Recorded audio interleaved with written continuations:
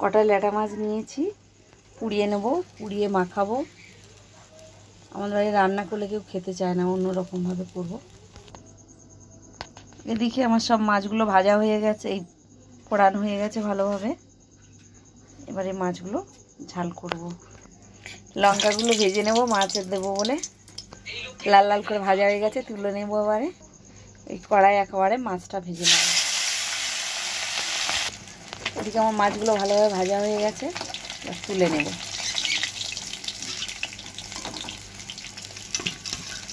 মাছটার জন্য এই আদাটা গ্রেট করে নিয়েছি, এখানে টমেটো একসঙ্গে করে নেব। পরিমাণ মতো লবণ দিয়ে দিলাম, হলুদ দেব,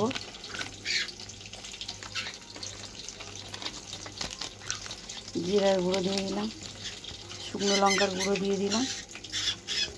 এর মধ্যে একটু জল দেব অল্প করে। মাছ ভাজার তেলের মধ্যে একটু কালো জিরে দিয়ে দেবো। তেলের মধ্যে এবার আলুগুলো ছেড়ে দেবো।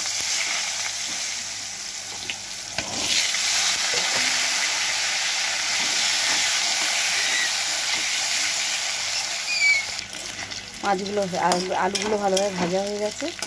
এর মধ্যে এবার ওই মশলাটা দিয়ে দেবো।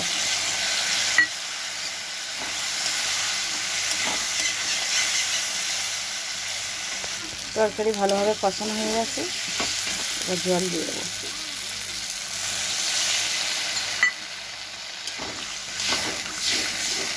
তরকারি ফুটে গেছে, এবার মাছগুলো দিয়ে দেবো একে একে।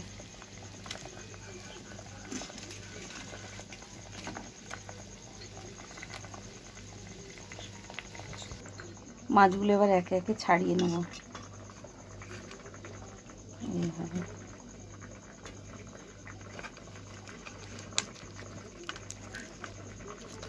মাথা বাদ দিলাম।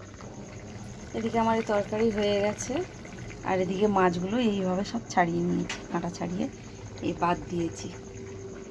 এবারে এই নোড়ার সাহায্যে আমি সব থেতো করে নেব। মাছগুলো নোড়া দিয়ে এইভাবে থেঁতে নিয়েছি, আর এই শুকনো লঙ্কা নিয়েছি,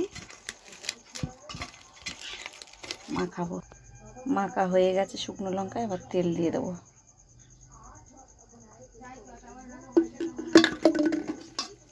মাখিয়ে নেব।